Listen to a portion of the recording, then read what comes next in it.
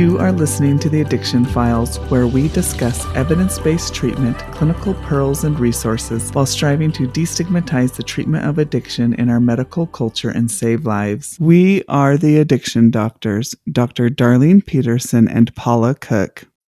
Welcome to the Addiction Files. Tonight, we are doing the top 5 takeaways for 2023 in addiction medicine.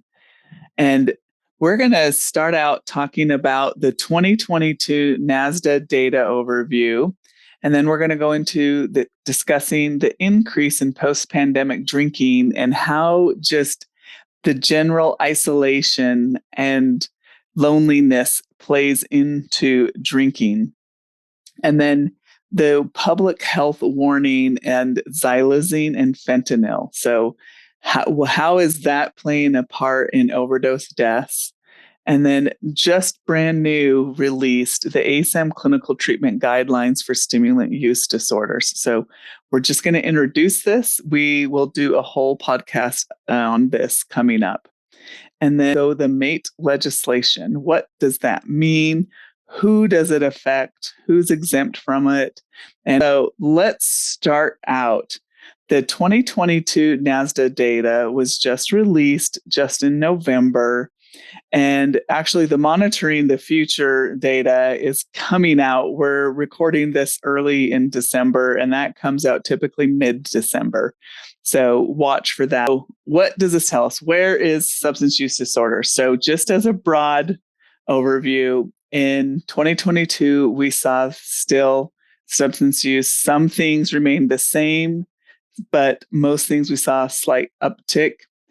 And we saw 48.7 million people aged 12 and older, and that is approximately 17.3% had a substance use disorder in the past year. 29.5 million who had an alcohol use disorder, and 27.2 million had a drug use disorder in the past year. And if you combine both alcohol use and substance use disorder, it equated to approximately 8 million people per year.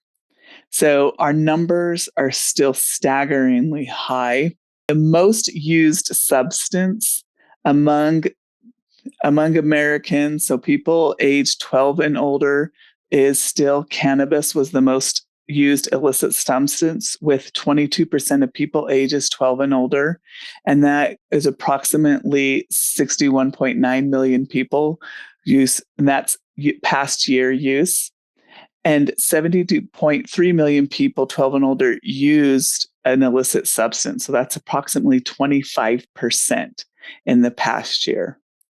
So those numbers tend to be pretty steady, but it's not really decreasing, which is a little bit discouraging. Increased drinking in the post-pandemic period. This was a really interesting area because we have done several episodes on this, but we saw the COVID-19 pandemic we saw widespread changes in just human behavior in general.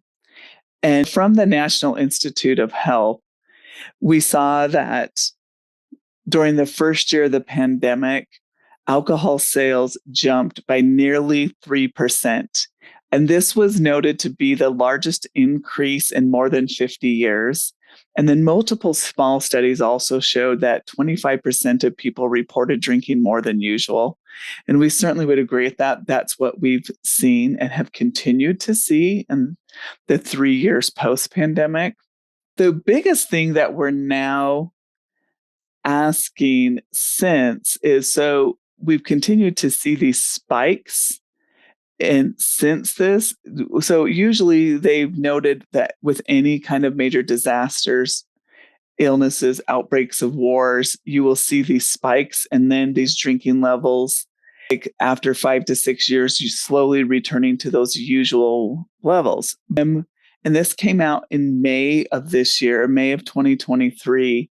There was actually a Surgeon General advisory talking about this devastating impact of loneliness and isolation. And some of this is being attributed to this increase in alcohol use. So tell us a little bit about that. Okay, so doctors, the Surgeon General, Dr. Vivek Murthy, in May of 2023, he released a Surgeon General advisory calling attention to the public health crisis, which he noted being loneliness, isolation, and lack of connection. And he said even before the onset of the pandemic, half of the US adults reported experiencing measurable levels of loneliness, which is really interesting because I don't think we've really talked about that a lot, like as a nation. And he talks about the connection. Or as a health crisis, like as a health problem, which I think was what was really, really interesting. He talks about the connection of loneliness linking to certain health conditions, including increased risk for heart disease, stroke, dementia, and also premature death in general. And so as a response, he lays out a framework for a national strategy to address loneliness by advancing social connections. So this is a framework that the government's trying to work on, and it is comprised of 5 different points, and you can look them up and read them online from the Department, sorry, not 5, 6, the Department of Health and Human Services, and actually read his advisories and see what the goals are. But in brief, he calls to strengthen social infrastructure. So the physical elements of communities need to be fortified. That's like building parks, building places where people can gather, enacting pro-connection public policy. So actually changing that on a policy level all the way from tribal and local governments up to national and state. That would include things like increasing accessible public transport, increasing paid family leave, et cetera, which I think would be a great direction for our country, since we lag behind other, like especially Scandinavian countries who are very progressive in terms of family leave.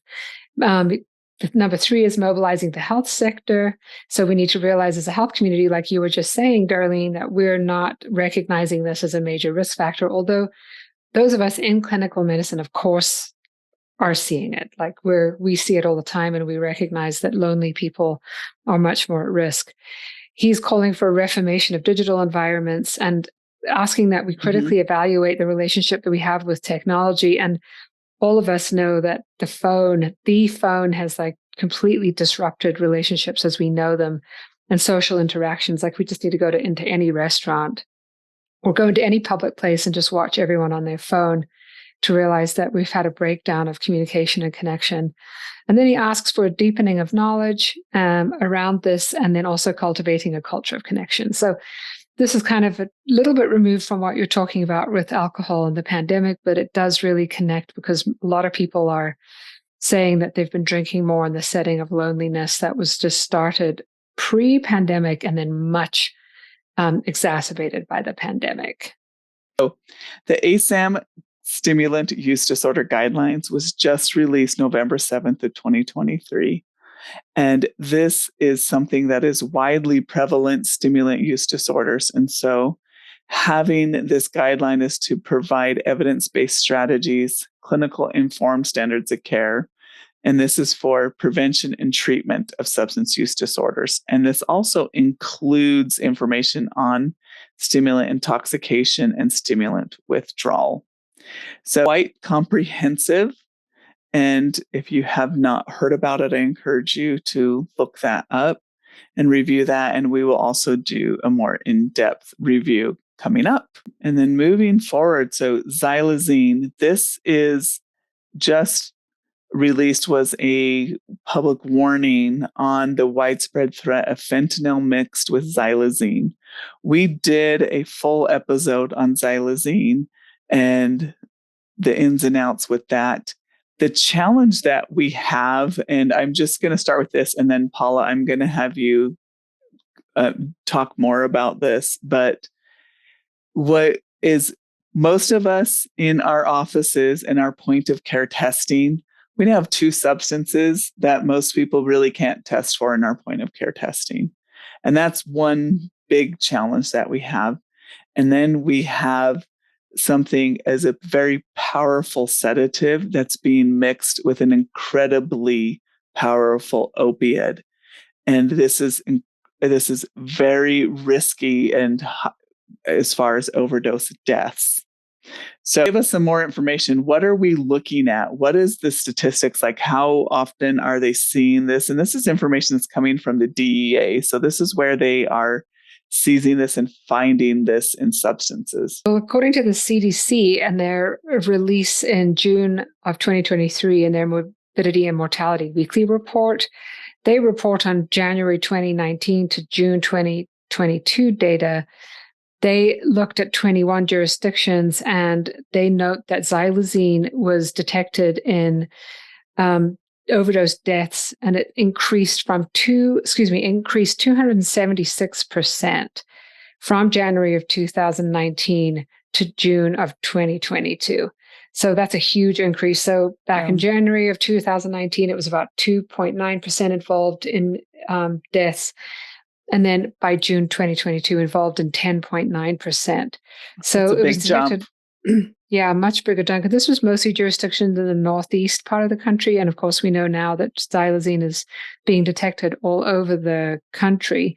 So this led to a release by the DEA. They put out a public health alert saying that xylazine is making it the deadliest drug threat our country has ever faced, which is quite a statement, really. They're saying that the DEA is seizing xylazine and fentanyl mixtures in 48 of 50 states at this point, and that 23% of fentanyl powder and 7% of fentanyl pills seized by the DEA in 2022 contain xylazine.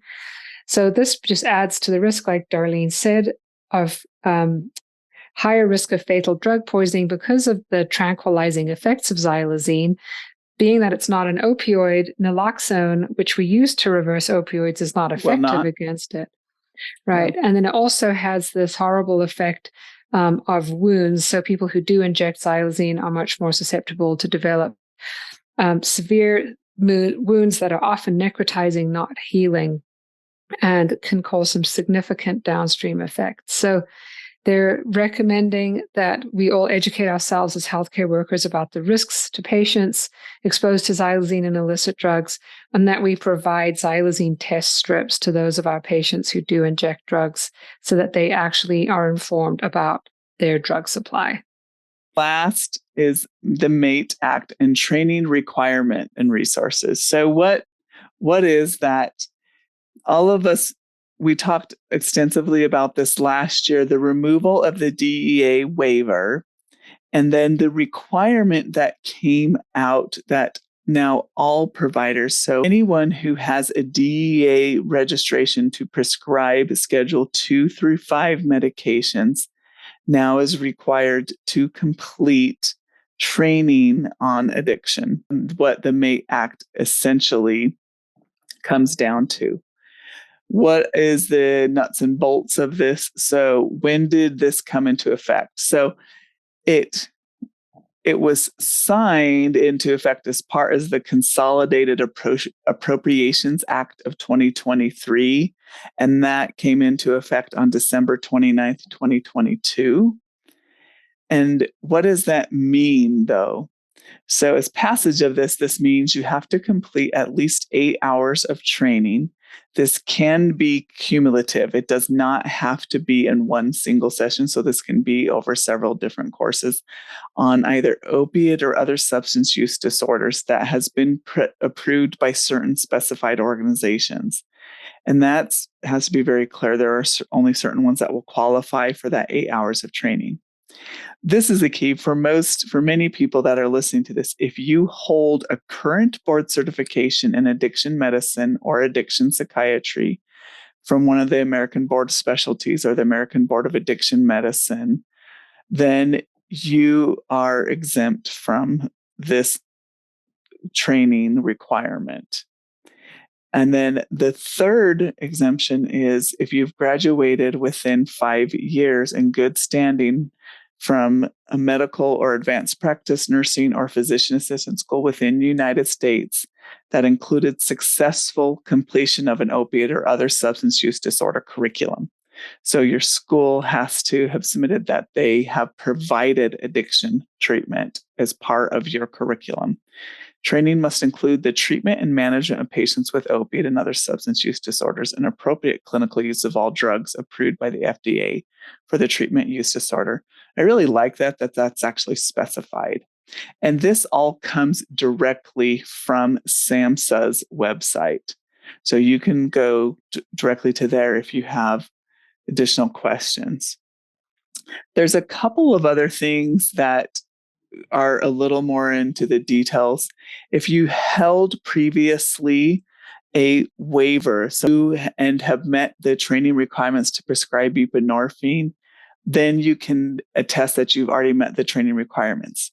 There is one exception to that. If you're a practitioner that received the 30E waiver, what that means is you applied for the up to 30 waiver with the exemption, meaning you didn't do the training, then you have to go through and do the regular 8-hour training, meaning so you did not do the training at that time. We'll put this link in our show notes for anyone who has additional questions, but I think that's helpful and clears that up. But this is one thing where I think this is a major help for those of you that did that extra work and have your board certification in addiction medicine. And so you don't have to do additional training. You can be the ones to train the rest. So thank you and continue doing the work. And I appreciate that they are encouraging this to be added to the curriculum. And they're also focusing on evidence-based treatment and strategies because that's always our goal. So I think that's great. So that is our wrap and our highlights for the year. So thank you, everyone, and have a good night. Until next time. Hey, check us out at theaddictionfiles.com or email us at theaddictionfiles@gmail.com. Thank you so much to Ricky Valades for use of his song Awake. Check him out at rickyvalades.com.